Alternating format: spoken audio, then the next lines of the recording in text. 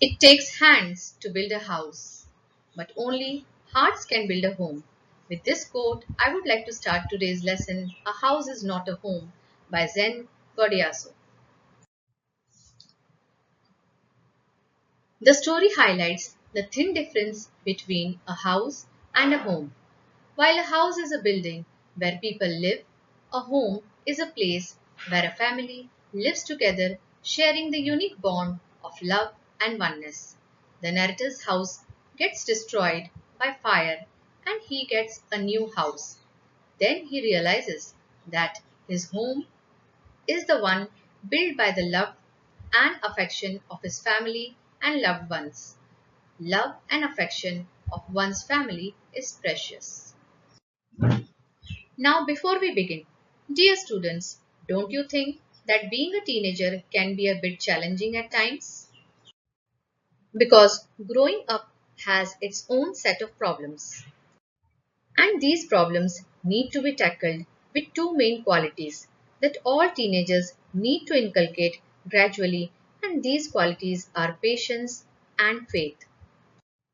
In this chapter, the author recalls his days at the high school. Zen was a teenager who had just moved to a new high school. He didn't like this change, so it was very difficult for him to adjust.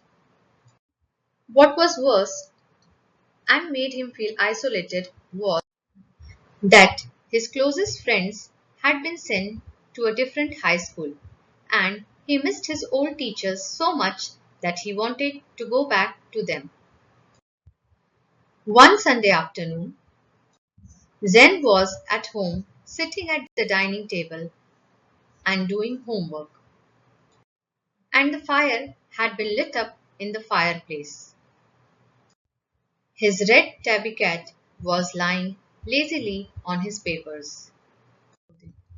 Zen's mother kept stoking the fire to keep the house warm, when suddenly he smelled something strange. He noticed smoke pouring in through the seams of the ceiling. The room was quickly filled with thick smoke, and Zen and his mother could not see anything. Somehow they managed to find their way to the front door and ran out into the front yard. Zen ran to the neighborhood to call the fire department. At this time, he saw his mother running back into the house. She came out with a small metal box that was full of important documents. She dropped it on the lawn and ran back. Zen knew that she had gone inside to save the pictures and letters of his father, who had died when Zen was young. Now Zen did not want to lose his mother, so he screamed after her. Just when he was to run after her, he felt a large hand hold him back. It was a fireman. The fireman assured Zen that his mother will be fine and made him sit down in their car with a blanket wrapped around him. Soon another fireman emerged from the house along with his mother, whom he quickly took to the truck and put on oxygen mask on her. Zen ran over and hugged her. Then the fireman ran back to the house while Zen and his mother sat helplessly watching their house burn down. After 5 hours, the fire was finally put out. At this time, Zen realized that his cat was not to be seen anywhere. He realized this horror and broke down in tears thinking about his losses. His school, his house, his cat. The fireman did not allow him to go back into the house that night as it was no longer safe. Zen had to go with his mother to his grandparents' house to spend the night. So they both got into the car with just the clothes they had on and a few blankets given to them by the fireman. The next day was Monday, and Zen's mother forced him to go to school. Zen's clothes, shoes, books, bag, everything got burned in the fire. He had to go to school looking weird in the dress that he had worn for the church and the tennis shoes that he had borrowed from his aunt. He was embarrassed, and fear of becoming an outcast and a geek gripped him. While returning from his school, he saw his burned down house and was shocked to see the damage.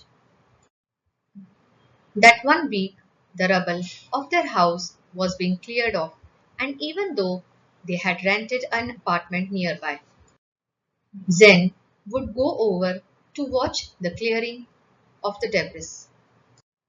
He hoped to find his cat somewhere. Soon, everyone in Zen's school knew about the burning down of his house. One day, he found everyone behaving strangely. He was getting ready for his gym class when people started to gather around him, asked him to hurry up, and Zen felt as though they were trying to shove him into the gym. On getting inside, Zen saw that a big table had been set up with different things, all for Zen. His schoolmates had brought school supplies, notebooks, jeans, tops, sweatsuits, etc. He felt as if it was Christmas. The generosity of his schoolmates overwhelmed him. A month later, he was at his house, watching it rebuild. It was a different experience this time, as two of his friends from the new school were with him. He realized that his life too was getting rebuilt along with his house.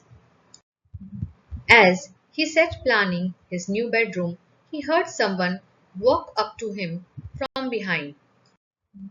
A voice asked him, "Does this belong to you?"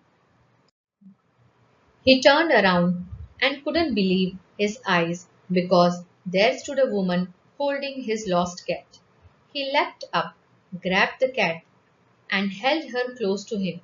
He cried into her beautiful orange fur, and she purred happily. His friends hugged him, hugged his cat, and jumped around. Zen sat with his friends and his cat curled up in his lap. He felt gratitude for his life, for his friends, the kindness of the stranger, and his beloved cat. With this, I come to the end of this chapter. A house is not a home.